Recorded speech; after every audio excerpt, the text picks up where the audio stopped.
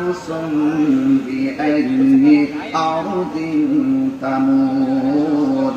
বান্দারে তুমি তো জানো না কোন জায়গায় তুমি মরবা, এই জন্য সব সময় ওযু রাখবেন আপনার শরীরে। রাতের বেলা ঘুমাবেন ওযু কইরা রাতের বেলা ঘুমাবেন। আল্লাহরে বলবেন আল্লাহুম্মা বিসমিকা আমুতু আহইয়া।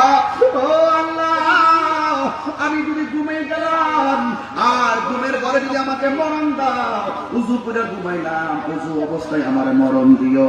আল্লাহ তুমি যদি আমার মরণ দিবা, পবিত্র অবস্থায় মরণ দিও। আমার দেশের সোনার ছেলেরা অনেকেই প্রস্রাব করে বিলাস ব্যবহার করে না, অনেকে পবিত্র থাকতে চায় না, অথচ বলা হয়েছে আত্মহুর সাতল ঈমান, পবিত্রতা হলো ঈমানের অর্ধেক। এই জন্য আপনাদের সকলকে অনুরোধ করে বলবো সব সময় পবিত্র থাকবেন আর রাতের বেলা ওযু করে ঘুমিয়ে যাবেন। এমন হতে পারে ঘুমের ঘরেও আজরাইল আসতে পারে কি পারে না। আজরাইল অনেক ভয়ঙ্কর, আজরাইল যখন আসবে অনেক ভয়ঙ্কর, অনেক ভয়ঙ্কর। যদি ঈমান না থাকে বুঝবেন সাকরাতুল মাউত, আর রূহ নেওয়ার সময় তো কষ্ট হবেই, কিন্তু রূহটা নেওয়ার সময় আজরাইল বিকট চেহারা।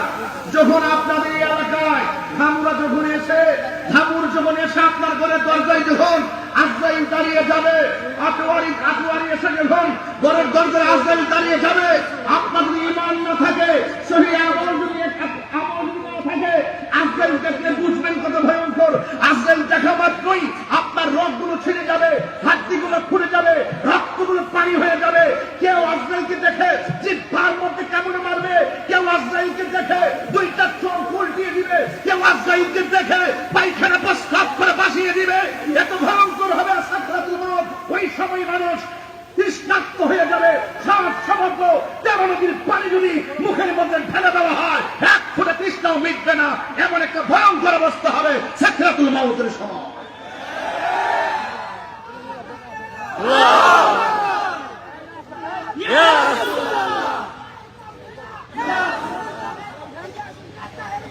জিন্দাবাদ জিন্দাবাদ, আল্লাহু আকবার করে বলুন। তাহলে ওই আজরাইল আসার আগে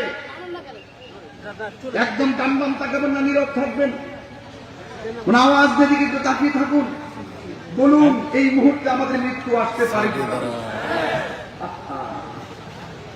এই মুহূর্তে আমাদের মৃত্যু হতে পারে, যেই কোনো মুহূর্তে আজরাইল আমাদের সামনে চলে আসবে। আজরাইল আসার আগে আমাদের কি হতে হবে? সোজা হতে হবে, সোজা। এখনো সময় আছে, আমরা অনেক বাঁকা আছি, এগুলো থেকে ফিরে আসতে হবে। ইহদিনাস সিরাতাল মুস্তাকিম, সেই সোজা রাস্তায় আসতে হবে। এই সোজা রাস্তায় না আসলে মৃত্যু হবে অনেক কঠিন। আল্লাহর হাবিব সাল্লাল্লাহু আলাইহি ওয়াসাল্লাম